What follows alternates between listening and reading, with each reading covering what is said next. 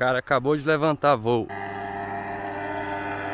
O comédia é que eu tava começando esse vídeo lá perto da cidade. E aí tava um barulho de motocross numa pista que tem ali. Aí eu falei, vou começar mais pra frente porque não vai ter tanto barulho. Mas com barulho ou não, eu vou fazer esse vídeo hoje, cara. E no vídeo de hoje eu tô aproveitando essa minha caminhada pra contar a história de quando eu fui pra Amazônia, cara. Que eu fiz com muito pouco dinheiro, com pouco mais de R$ 200. E foi uma viagem que eu saí de Brasília e fui até Manaus. Bom, o vídeo de hoje vai ser barulhento. Nessa época eu ainda estava na universidade, então o tempo que eu tinha para fazer essas viagens era as férias, né? Isso aconteceu no meio do ano, foi bem quando estava rolando a Copa do Mundo. Eu lembro bem do dia que eu tive a ideia de fazer essa viagem. Eu estava estudando numa madrugada, eu abri o Google Flights e eu achei uma passagem de Manaus para Brasília e era muito barato. Essa viagem, a parte de pedir carona foi muito de boa, cara. Eu peguei muitas caronas longas. Inclusive eu peguei uma carona com um caminhoneiro 2 vezes na mesma viagem. Ele fazia a linha Belém-Goiânia. E nessa viagem eu basicamente parei para curtir em Palmas, Chapada das Mesas. Fiquei na cidade de Carolina. Cara, uma cidade muito legal. Tem muitas opções ali de cachoeira, tem uns resorts. Tem uns negócios chiques lá, cara. Então eu não conhecia, fui só nos baratos. Então, depois de Carolina, eu fui para Belém, passei alguns dias em Belém. Então, na Amazônia, o transporte de cargas e passageiros são feitos por uns barcos que eles chamam de recreios. E esses recreios não é tão simples de conseguir carona neles, cara. Não é tão fácil. Sabendo disso, quando eu cheguei lá em Belém, já comprei uma passagem para Parintins. Mas eu lembro de ter conversado com um funcionário do barco e ele me falou que se eu tivesse chegado no porto um dia antes e tivesse me oferecido para ajudar a carregar as mercadorias ali, eles poderiam me pagar uma passagem, né? Então é uma opção aí, galera. Se algum dia vocês quiserem tentar, não garanto que vai dar certo, vocês podem bater na porta dos portos que ficam ali na Avenida Bernardo Sayão, em Belém do Pará, e se oferecer, né? Procura descobrir qual o dia que o barco vai partir para a cidade que você quer ir, descobre qual a empresa, qual o barco se oferece para ajudar a carregar as mercadorias em troca de uma passagem. Pode dar certo. Vamos ver. Coloquei no título desse vídeo Viagem Roots para a Amazônia. Mas a real é que minha viagem foi um pouco Nutella, né? Eu tinha pouco dinheiro, mas não passei por nenhum perrengue assim cabuloso. Coloquei esse título porque eu quero falar também nesse vídeo de um cara chamado Patrick Falterman. Infelizmente ele não está mais entre nós, mas esse cara fez uma viagem que eu acho que... Acho não, tenho certeza. Tenho certeza que nenhum viajeiro fez algo parecido com esse cara. Se fez, me manda aí que eu gostaria de conhecer. Esse cara, mano, simplesmente viajou a remo pela Amazônia por uns 2 anos. É claro que durante esse tempo ele parou para morar em algumas cidades, para trabalhar. Mas ele começou viajando na Amazônia com a jangada que ele mesmo construiu com a ajuda dos ribeirinhos. E esse cara tem uma história de vida muito inspiradora. Na minha cabeça era um lugar mágico, né? Um lugar dos sonhos, né? Onde o velho espírito da aventura nunca morreu, né? Agora que estou aqui um ano, já estava certo, né? Tem aventura mesmo aqui, já fez aventuras muito massas.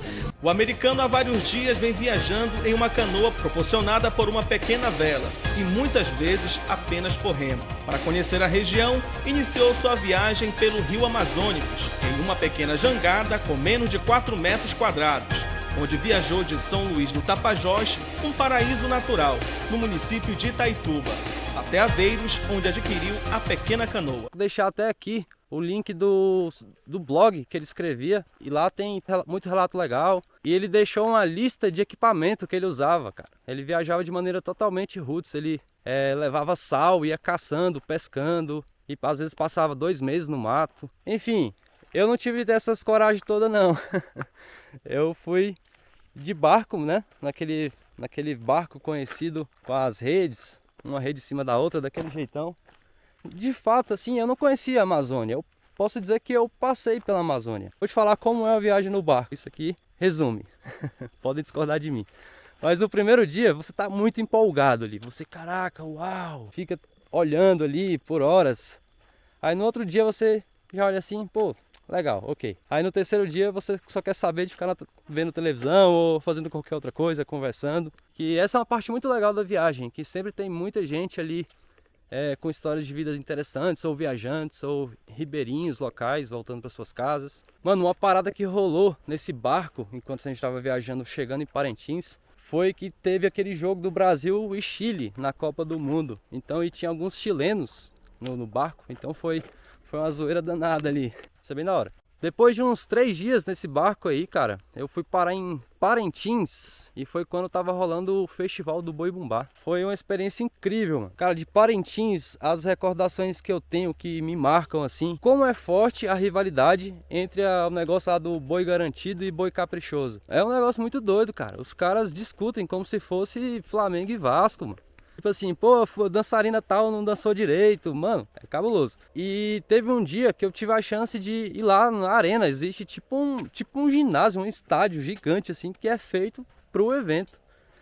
E é tão dividida a cidade que lá dá problema se, sei lá, o Bradesco não colocar uma parte lá da agência dele de azul. Porque a galera do outro boi azul não ia gostar que a agência é toda vermelha. Então, é um negócio assim impressionante. Teve um dia que eu consegui entrar e funciona mais ou menos assim, o dia do evento. Eu entendi que a torcida conta ponto para avaliação lá dos jurados. Então, quando o boi adversário estava fazendo a apresentação, era todo mundo em absolutamente silêncio, a gente não dava um pio. Quando o boi a favor estava fazendo a apresentação, que eu fiquei na torcida do garantido, a galera tinha que dançar, fazer as coreografias, aí tinha um líder de torcida ali que ficava levantando umas paradas lá, uns pompom, e aí você tinha que fazer também. Mano, e daqui a pouco você tá cansado, mas só que você não pode parar porque você tá lá no meio da galera e aí já sabe.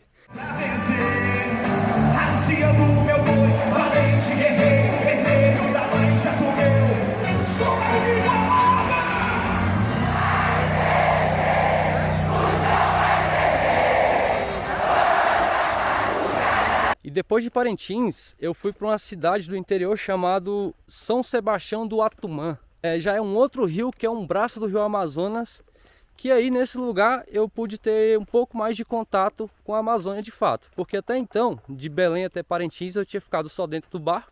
E Parintins é uma cidade até grande, então não dá para perceber que você está na Amazônia assim. Não, óbvio, dá, tem um rio, mas... Em São Sebastião do Atumã, eu tinha alguns conhecidos e eles me levaram para pescar, me levaram numa comunidade ribeirinha, que foi muito legal ver como é que funciona ali e tal. De São Sebastião do Atumã, eu acabei de chegar em Manaus, onde eu passei mais tempo com minha família. Vou deixar uma dica para vocês: se vocês estiverem viajando pela Amazônia de barco, quando vocês estiverem chegando e você avistar a cidade assim, calma, mano. Relaxa, vai demorar muito para chegar ainda. É muito engraçado porque quando a gente está chegando em Manaus, os mais agoniados já começam a desmontar a rede ali, arrumar as coisas. Só que, mano, você tá vendo a cidade e demora uma eternidade para chegar, tá ligado? Tipo assim, umas 2 horas, papo de 2 horas mesmo. Cara, Manaus, muita gente precisa ir nessa cidade. A galera não faz ideia do tamanho que é isso, mano. É uma metrópole gigantesca. Mas eu gostei muito de Manaus, gostei muito da Amazônia, eu tenho muita vontade de voltar. Eu tenho muita vontade de conhecer Barcelos, a Serra do Aracá, tenho vontade de ir em São Gabriel da Cachoeira, longe pra caramba, mas tenho. Então, se você tem alguma cidade, algum lugar muito interessante no Amazonas que eu deveria conhecer, que é legal, me fala aí nos comentários, eu gostaria de saber. E claro, não podia faltar Presidente Figueiredo, mano. Essa cidade que dizem que é a cidade das cachoeiras. Eu fui lá, conheci umas 2 cachoeiras apenas. Aproveitar nesse vídeo e falar de algo que infelizmente existe, que é o preconceito com a região norte. Eu confesso que até eu mesmo tinha alguns preconceitos, mas eu vejo às vezes que as pessoas não conhecem nada. Então acha que lá é um lugar muito atrasado, que isso, aquilo, outro. Mano, não é bem assim. A única diferença de lá para outras regiões do Brasil é que o transporte é feito quase que o tempo inteiro por rio. Tirando isso, é a mesma coisa. Cara, eu já ouvi comentários bizarros, tipo assim, como se um lugar não tivesse, sei lá, Coca-Cola. Eu lembro que eu tava viajando com um gringo e aí o gringo chegou numa cidade e olhou assim, caraca, carro no meio da Amazônia, como assim? E na real é um lugar como qualquer outro. E poxa, vamos lembrar que a Zona Franca tá lá em Manaus, então muita coisa que a gente consome aqui nas outras regiões do Brasil vem de Manaus. Então é um lugar como outro qualquer, com um povo maravilhoso, uma comida maravilhosa. É um lugar bom, velho. Eu quero muito voltar. E depois desse sermão aqui, eu vou finalizar esse vídeo. Muito obrigado pela paciência que vocês tiverem a assistir. Valeu, até a próxima. Tchau! E lá vem o cara de novo. Olha lá, esperar o cara aparecer no meu vídeo aí.